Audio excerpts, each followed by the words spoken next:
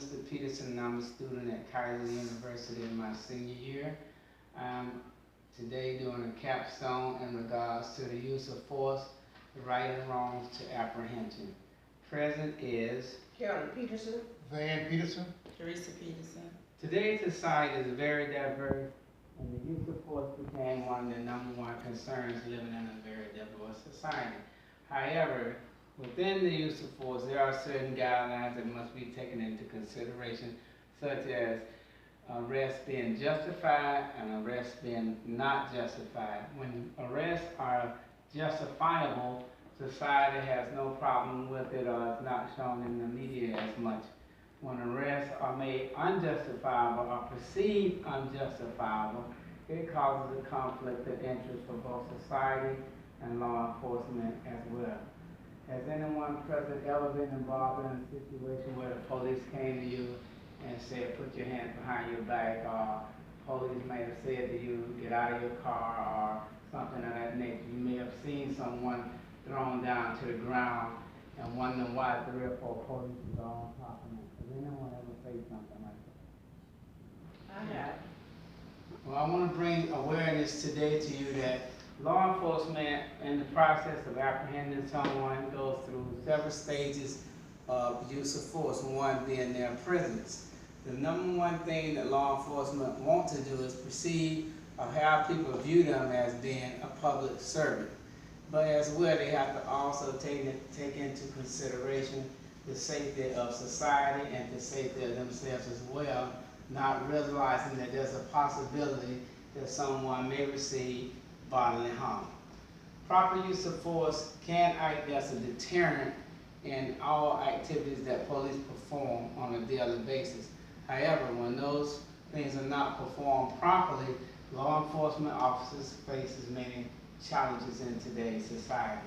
It wasn't until the early 1960s that the law enforcement department decided, along with the international chiefs of police, came together to understand that there had to be some refining in the use of force policies. Use of force policies only supposed to be given only as to provide just enough resistance to compel the individual to stop doing whatever they're doing. However, that does not work in all cases. Take, for instance, law enforcement in the state of Chicago, in Chicago itself, in 2010 had over 6,613 charges brought against them nationwide as law enforcement officers. That came from what was considered as not abuse of force, but use of force. When we look at use of force, we have to look at demographics and see how much effect it's having nationwide or within local cities. It is also known that disorganized communities are #1 leading areas where the police use of force policies and guidelines seem or perceived to go out the window. Have anyone ever been to a large city or seen on the news that in reality your larger metropolitan cities are the ones that are having the most problems with the use of force? Yes. And what did you see?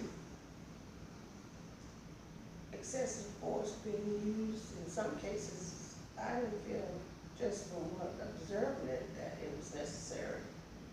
Because a lot of times you see police, once they use excessive force to put a person down, they have them down, but you hear them constantly saying, stop resisting, stop resisting. How are they resisting when you got them pinned down? Okay, good thought there. Well, in reality, use of force comes in several levels. It comes from first the police making a presence saying stop, put your weapon down, or whatever they may say to that individual. When that individual decides they don't want to follow the commands of the police, then the police have to go to the next step, which would be actually touch. So in the process of touching that person, you assume that because they have them pinned down on the ground, that it's abuse of force or misuse of force, when in reality, if you weren't present then you wouldn't know whether or not the police knew whether or not that individual may have had a weapon on him and who's trying to get to that weapon. In some cases that may be true, in some cases that is not true. However, as part of it, the police have to consider the protection of themselves and society as a whole. When we look at the law enforcement procedures, we also see that in communities where they are very disorganized with policing of police, community policing, that police are aware of their surroundings. How many times have any of you been in an area and you can tell that the officer in that area is fairly new to the area? No one? Okay, well, that being said, sometimes you have to take into consideration the educational level of police. Police officers at one point were given opportunity by the police association to attend school because it was believed that if a police officer had a degree in education, some higher level education, that their performance would be much better than what the average police would be. Also, with that being said, it was found out that education played a role, but did not totally play a role in the education of law enforcement officers in higher education. With that also being said, you have to take into consideration that sometimes law enforcement officers have the concept that they have to fit into a certain element of that police department. And by doing so, sometimes law enforcement officers may be perceived as doing something wrong. In reality, they're just trying to fit in. The one problem associated with law enforcement and a use of force, and unjustified use of force, is that it's not reported. And some would say, why isn't it reported? Law enforcement officers, in many cases, just like any other job, has an obligation to themselves as a group. So, and with that being mentioned, the police, just like any other organization, have codes of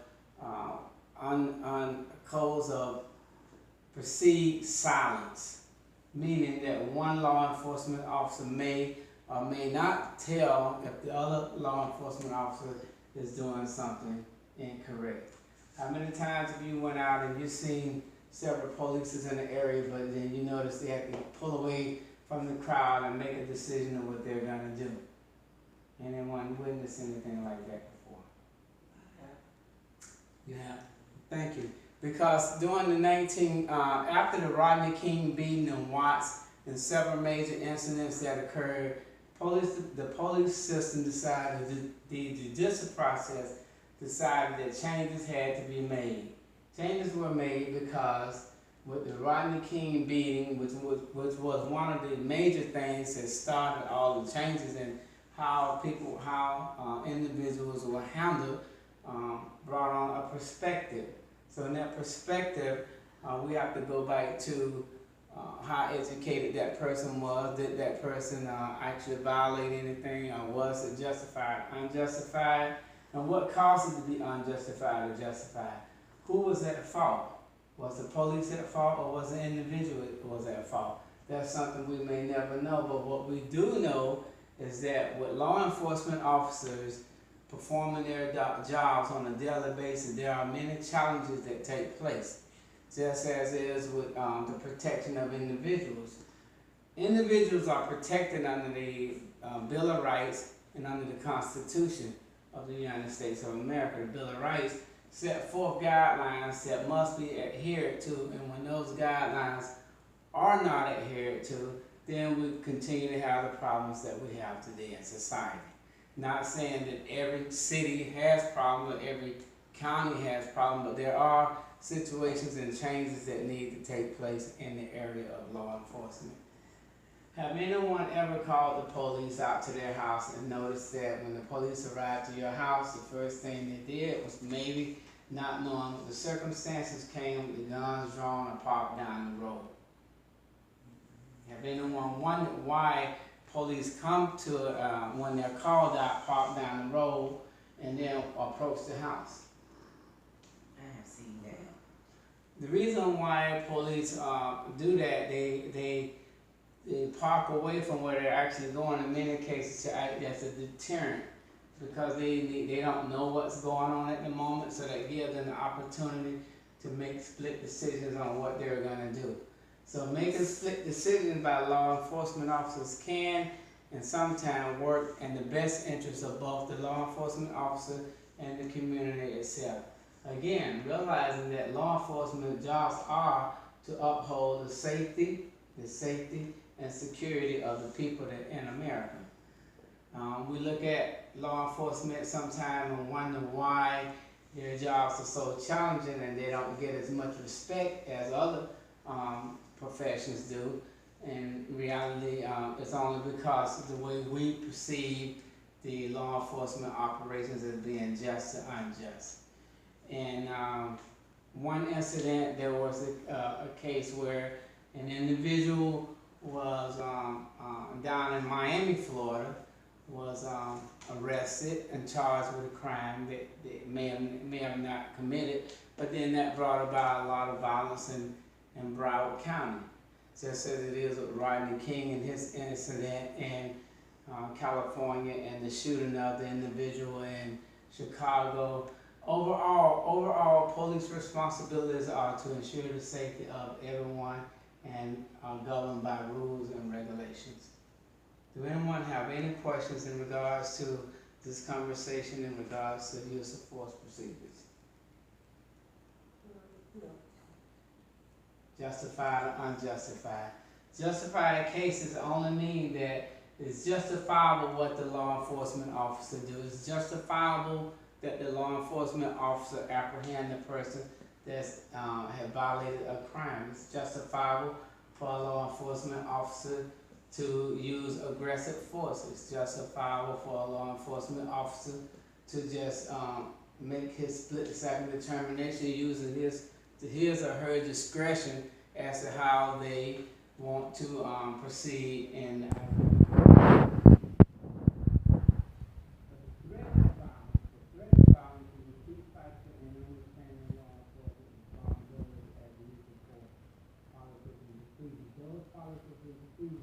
will continually change as we live in a society, a very diverse society, where law enforcement officers and citizens must obey the law. So when we talk about the laws and whether or not police use discretionary rules or whether or not the police use the force is properly maintained, you must also understand that police